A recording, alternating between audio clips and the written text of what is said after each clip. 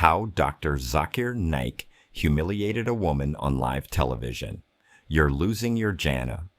You hear a woman's voice trembling. She's on live TV in front of thousands. She says, Assalamu alaikum. Brother,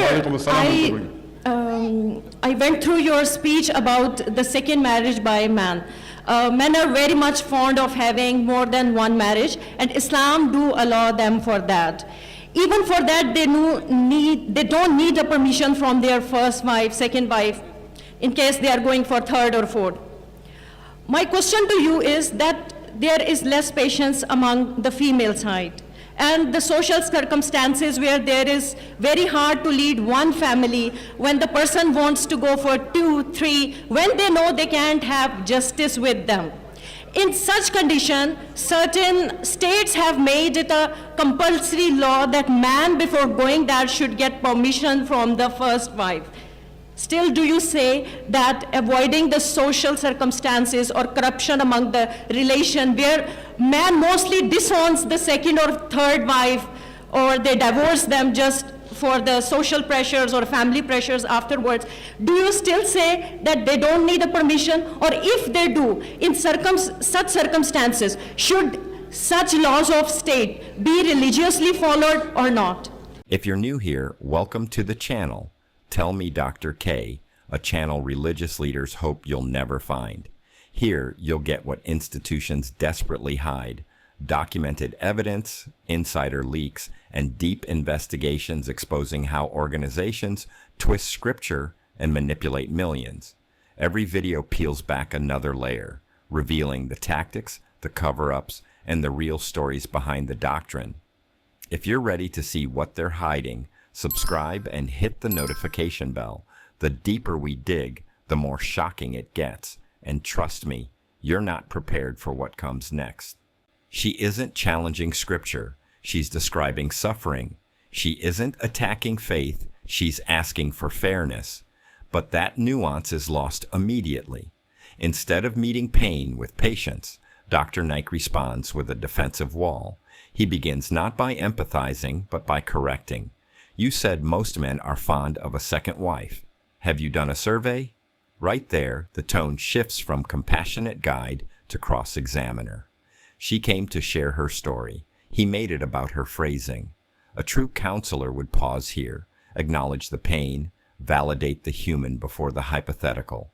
A better start could have been, "Sister, I'm sorry for your pain. Let's look at what Islam says and how justice should be applied." That one line could have changed everything.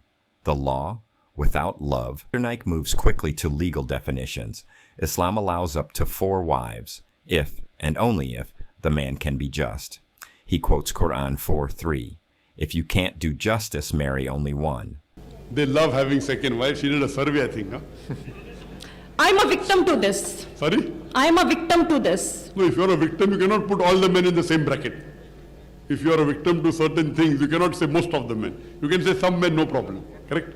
So if you are a victim to certain things, you cannot put all the men in the same bracket. Okay, anyway, coming to your question, that men, when they want to marry a second wife, they don't have to take permission, because Allah has given them permission in the Quran, but certain states have said that it should be compulsory to take permission. What is my view? In Islam, Allah says in the Quran in Surah Nisa, chapter number 4, verse number 3, marry women of your choice in 2s, 3s or 4s. But if you can't do justice, marry only one. This statement, marry only one, is only given in the Quran and no other scripture. If you can't do justice, you have to marry only one. That means Quran gives permission for a man to have 2, 3 or 4 wives, but they can't do justice, marry only one. In Islam, under normal circumstances, a husband need not take the permission of the wife before marrying a second wife. But in Islam, marriage, nikah, is a sacred covenant. During nikah, a would-be wife can put any condition which is permitted by the Sharia to the husband. Similarly, the husband can put any condition which is permitted by the Sharia. That means if a woman marries a man, she can put the clause that I will only marry you under condition that you do not take a second wife. Now, because marrying more than one wife is not compulsory in Islam, she can put a clause saying that I will only marry you if you do not take a second wife. She has the option. If women don't put the clause, who's to blame? Sister, did you put that clause in your marriage nikah? But the delivery, ice cold. There's no recognition of her personal wound, no emotional bridge between the text and her experience. The message is clear. The rule exists. Your feelings are secondary. This is where religious dialogue often fails. When the law is preached without love, it sounds like punishment, not protection. He could have said this allowance was meant for compassion, not exploitation. Let's make sure justice exists in your case. Instead, he keeps quoting scripture while she stands silent, the perfect metaphor for this exchange. Doctrine talking over distress. Theme 3, blame reversal. Then comes the turning point, the interrogation. He asks her, did you include a clause in your nikah contract that forbids a second marriage? She says, no, I didn't know I could. He presses again. So, whose fault is that? The audience laughs nervously. The woman lowers her gaze, and he concludes, it's your fault. Basically, Sister, I'm asking you, please, your questions are so long, you're so emotional. Yes or no, did you put a clause in your nikah before marrying that my husband should not take a second wife? it was already cut when the nikah nama came to me, because this is what is a common tradition. I'm asking you a tradition. simple question, yes or no. Did you put the clause in the nikah nama that my husband should not take a second wife? Did you I was put not yes? asked for that. So who's to blame? If you did not ask for a right, who's to blame, he or you? If you don't ask, good, even I will not ask. I'm asking, that means you did not know your religion, right or wrong? Did you know when you got married that you can put a clause in the nikah nama? Did you know, yes or no? No. Who's to blame, you or your husband? Who's to, now you know? Now you know or not? Sister, now do you know or not? Yeah, now I know. That means your nikah nama, you can put any clause, but you cannot put a clause, you cannot tell your wife, you cannot tell your husband, you should not offer salah, because offering salah is fard. So you cannot prevent your husband from doing something which is fard, neither can you force him to do something which is haram. You cannot say, I want you to have alcohol every day, because having alcohol is haram. But anything which is mubah, which is optional, you can put a clause saying, if he agrees, he'll marry you, if he doesn't agree, he won't marry you, khalas. So if you don't know your deen, who's to blame, you or me? Didn't know your rights. This is the moment empathy dies. She's not on trial. She's testifying to her pain. But the teacher becomes a judge. Instead of guiding her toward healing, he blames her ignorance for her suffering. In counseling, there's a golden rule. Never blame someone for what they didn't know. You inform, you empower, but you don't humiliate. A compassionate response could have been, many sisters aren't told about this right. That's not your fault. Let's make sure others learn from your experience. Instead, her wound becomes his object lesson, and that's how spiritual authority slips into spiritual arrogance, the dower disrespect. Then he asks about her mir, the dower her husband gave her. She says quietly, 1 lakh rupees. Naik laughs. 1 lakh? That's worth nothing today. She replies, I had no other option. Let's pause right there. Those 6 words, I had no other option, carry years of gender imbalance, family pressure, financial dependence, and he ignores it completely. How much meher you kept, sister? But if they promise Sister, a meher and how much afterwards meher? they are not I'm giving asking them. you a question. What is your, where do you come from? You are saying my name is so-and-so. What was the meher in your marriage? 1 lakh. 1 lakh rupees. What can you do with 1 lakh rupees today? It's worth nothing. So why did you agree with that meher? Who's to blame? Because you or there me? was no other option. So the problem is in you. Problem is that then you have to do. If there's no other option, that means you found the best. See, sister, Islam has got various options and varieties. The problem is that the Muslims and the men, they do not know their deen themselves. You don't know the deen, and then you blame Islam. Theme 5. Justifying pain, Naik shifts gears. He begins defending polygamy as a social necessity. He quotes statistics about gender ratios in the US, Germany, Russia. He says without polygamy, millions of women would become public property. In Islam, the right has been given to the man because to protect the woman. And if you hear my answer, that why does Islam allow a man to have more than one wife, is basically to protect the woman. If every man marries one woman, then women will be unprotected in this world. Because today, sister, there are more women in the world than the men. Do you know that? In New York alone, in USA alone, there are 4.3 million women more than men. In Germany alone, there are 1 million female more than men alone. In Russia alone, there are 10 million female more than men. If your sister or my sister happens to live in Germany, my happens to live in Russia, and there are 10 million females who have not found husband, only option for them is that they either marry a man who already has a wife or become public property. Do you understand? Public property, Dr. Zakir, such a harsh word. It is the most sophisticated word I can use. So, polygyny, a man having more than one wife, has been given to protect the woman, not to degrade her. The problem is that many of the men, many of the Muslim women, they don't know their rights. We are to blame. We don't know our deen very well. Our deen, the amount of rights that the woman has in Islam is phenomenal. In other religion, the woman has to give money, right or wrong? In India, you have to give dowry or not normally? Yeah, correct. Did you give dowry? Did you give dowry? No. You received it. Alhamdulillah. So Islam has given rights. If there is something happened with your husband and if he's not following Islam, then there are ways. And there it is again, that phrase, public property. He says it's the most sophisticated word he can use. But think about what that communicates. That unmarried women are objects, not individuals. That's not just a linguistic failure, it's a moral one. When leaders defend doctrine by demeaning people, they lose both truth and tenderness. He could have made the same argument respectfully. Polygamy was historically a social safety net, never a measure of women's value. But instead, the justification erases empathy. The focus becomes winning the argument, not comforting the wounded. Theme 6, the emotional blind spot.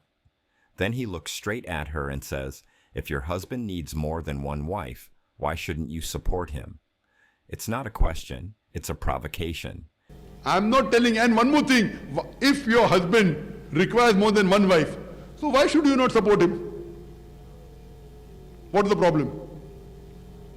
You tell me one thing, if the husband goes every day outside, outside to other women, as long as he doesn't marry, most of the wives did not mind. No problem. But चुपके से करो, दुनिया को मालूम नहीं पड़ना चाहिए. Correct? You go in America, 8 different sexual partners before they settle down. A good Muslimah would say, I would prevent my Muslim sister from becoming a public property. I wouldn't mind sharing the husband. If she is a good Muslimah. Do you understand? Sister, do you understand? He frames her pain as irrational emotion. He assumes the moral high ground, suggesting that a good Muslimah would accept sharing her husband. But here's the contradiction. He keeps demanding she be rational while he refuses to be relational. He speaks of justice without practicing gentleness. In empathy work, this is called spiritual bypassing, using religious logic to skip over human emotion. It's how valid feelings are labeled as weakness instead of signals of harm. He could have said, it's natural to feel hurt, sister. Even within allowed practices, fairness and emotional care are obligations, but again, she's silenced by doctrine. Theme 7, the real issue surfaces. Finally, she interrupts him. Her voice cracks. She says, no, this is not the issue. My husband is not owning his relations. Don't desert the relation. I feel you're emotionally so charged up just because your husband took a second wife. No, this is not the issue. Problem is, he is not owning his relations. This is the problem. This is my message by you to all the people who are here. Please, if you're going to own the relation, own them well. Don't desert the relation. Because not owning relationship means when he married the second wife, did he say he was the second wife or not?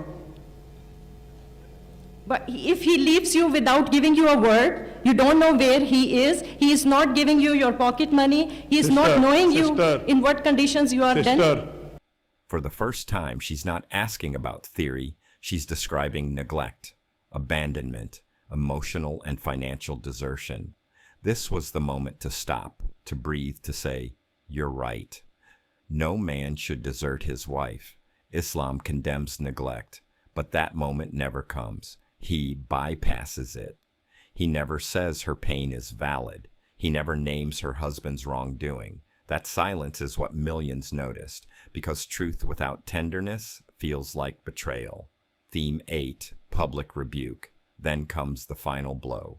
He tells her, a good Muslim woman doesn't criticize her husband in public.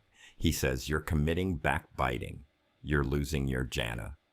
Sister, all this doesn't carry weight because I cannot give a judgment without hearing the other side. Whatever much you criticize your husband, point number one, a good Muslimah will not criticize the husband in public. Do you understand? Public don't know me, Allah public says in the don't know the Quran, person. Inna Allah ma sabirin. Verily, Allah is with those who, even if my wife, however bad she is, I will, mashallah, she's very good. Mashallah, she's the best wife in the world. But even if my wife was the worst wife, I would never criticize her because I want to go to Jannah. Our beloved Prophet Muhammad sallallahu alaihi wasallam said, the best Muslim is that who's the best to his family, including the wife. Now, if your husband hypothetically is not good, you be good to him, khalas. He should say, how much am I torturing my wife, yet she's praising me. His heart should melt. Irrespective if the heart does not melt, you will go to Jannah. Do you know that, sister? You are losing your Jannah, sister. My advice from a brother to you is you are losing your Jannah by criticizing your husband in public. Do you understand, sister? Let's unpack that. A woman publicly admits her suffering, hoping for help, and instead, she's accused of sin. This isn't religious correction. It's spiritual blackmail. It tells the victim that silence equals piety and speaking up equals rebellion. It makes the abused feel guilty for wanting justice. And when authority uses shame to silence pain, that's not spirituality, that's control. A better path? It's okay to seek help publicly when harm is real. Islam stands for justice. Let's get you proper support. That one sentence could have turned humiliation into healing. Theme 9, the moral inversion. At the end, he says, forget about it. Forgive your husband. Don't lose your Jannah. But you're not understanding my question. I My don't question have to understand you, sister. Because I, as a person, cannot give judgment without hearing him. He's not present here. It is ghibah. It is ghibat. My advice to you is that, sister, forget about ghibat. Forgive, you will go to Jannah, inshallah. Hope that answers the question. The moral inversion here is chilling. The abuser becomes the forgotten. The victim becomes the one who must repent. This isn't just a failure of empathy. It's a reversal of accountability. He never once calls on the husband to be responsible, to make amends, to fulfill his duties. Instead, he burdens the woman with the task of forgiving her neglect. Forgiveness is sacred, but when forced, it becomes a tool of oppression. True faith never asks the wounded to stay silent for the sake of someone else's comfort. Enjoyed this video? Subscribe, like, and share, and don't forget to ring the notification bell so you don't miss any of our future uploads. Want to dive into more shocking post-debate breakdowns of Dr. Zakir Naik's most heated moments? Tap the playlist above and keep watching.